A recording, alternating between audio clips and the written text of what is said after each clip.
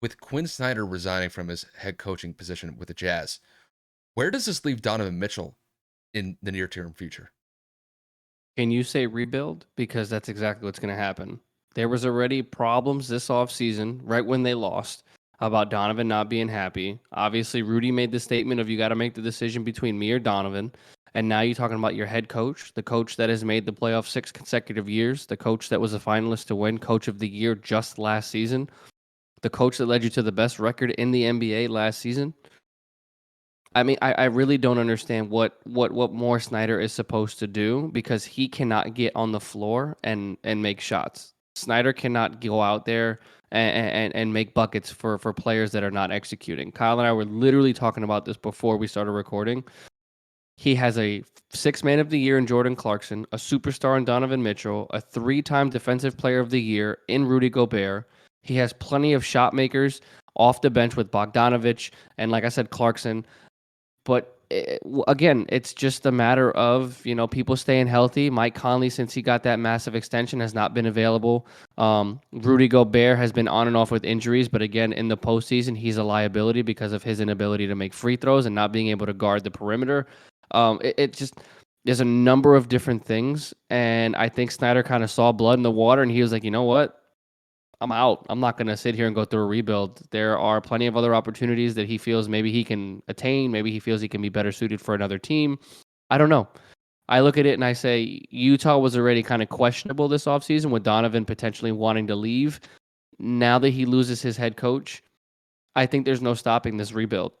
I think that there is an awkward situation right now in Utah, especially with three players owed over $30 million each. Mike Conley's obviously owed his big contract. Donovan Mitchell signed his supermax just 2 seasons ago, and of course Rudy Gobert signed his supermax contract about 2 years ago as well. I mean, I think Donovan's due like 36 million. Rudy's due 41. If I'm not mistaken, Mike Conley's got to be upwards of 36 plus, also at the age of like I think 34, 35. It's getting absolutely insane that three people are going to be owed just $100 million between the two of them or between the three of them, and they have no cap. They have no luxury to go out there and sign other people. And I just think that all of these factors are just adding on to the speculation that Kyle and I already had. And I think that Utah's run has ended. And I think that Quinn Snyder kind of saw it. He was able to read between the lines and say, you know what, we had a good run. I think I'm gonna step down. I think it was wise on his part, and now it's just a matter of where the pieces fall, man. Does Mike Conley get traded to offload that big contract? Does Donovan Mitchell get sent to South Beach? Does Rudy Gobert go to Dallas? There is just so much spinning in Utah, and it's sad because you know what I'm saying. Like Quinn Snyder was a great coach. Donovan Mitchell was a great superstar. I thought that team was. It had a lot of potential, especially last year when they secured the number one seed in the Western Conference and in the NBA. I really thought that they were poised to make a run. They just can't get it done, man. They can't get out of the second round, and I don't know where Quinn's going to go, but wherever he does go, they're going to get a great coach because this team was not as good as people would have assumed when he took over, and making it to 6 straight playoffs.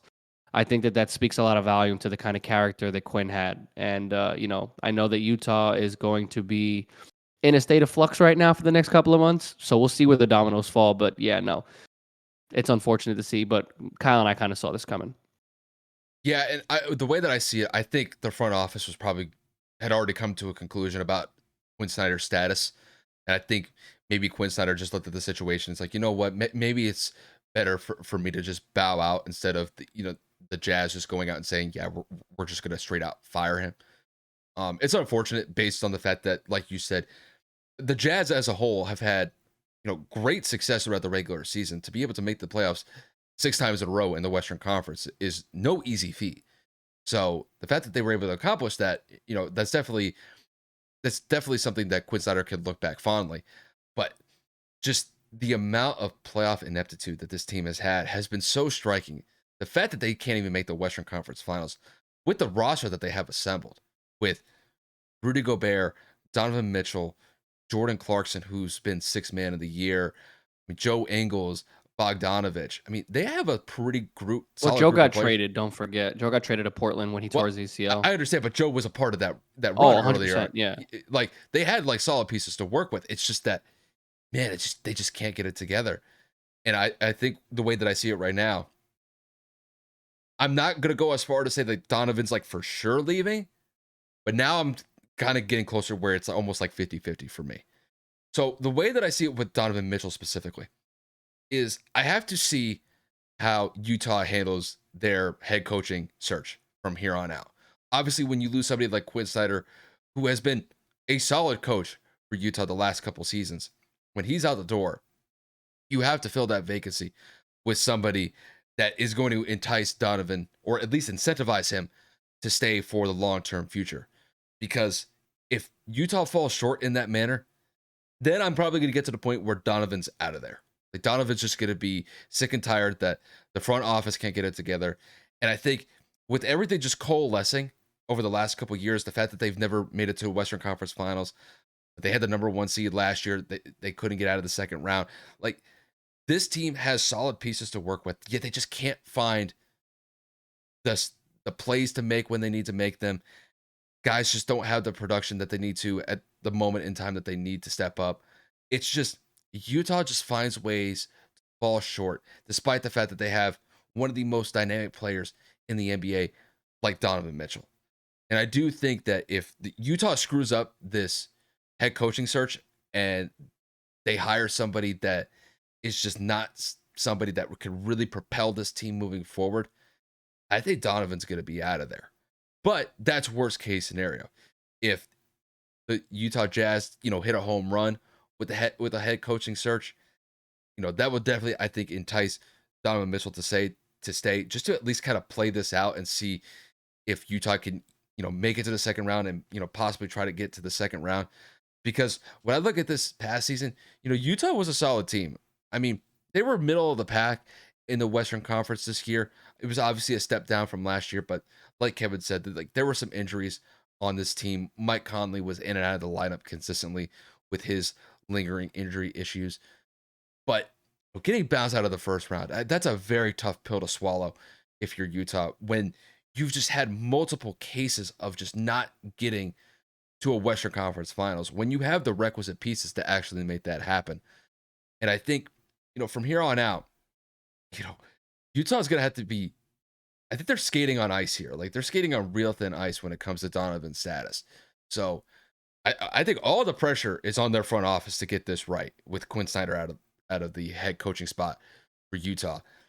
But, I'm getting close to like that 50-50 spot where Donovan could be out of there. That could potentially become 60-40, 70-30, 75-25, whatever the case, whatever sort of percentage you want to throw on it, if they hire a suboptimal coach in Donovan's mind. So this is going to be very interesting to see how this plays out. If they screw this up, I think their championship window does come to an end because I think Donovan's going to be out of there. I think Rudy Gobert is going to be out of there. I think Jordan Clarkson's probably going to be out of there. Like he's going to try to facilitate a trade. I'm with Kevin on this one 100% that Utah might just blow it up if the head coaching situation isn't addressed in a proper manner. But if it is, if they hire somebody that's universally liked in the locker room, then I think that, the waters will definitely be a little bit more settled. I don't think they'll be as troubled in that regard. So we'll kind of have to see how this plays out. But I will say, as of right now, Donovan's status with Utah is in a precarious situation. It's not at a point where it's gone past the point of no return, but it's really on the front office to get this one right. And there's a lot of pressure on them, and they really got to hit a home run with this next head coach they bring into the fold. Because if they don't, Donovan's out of there.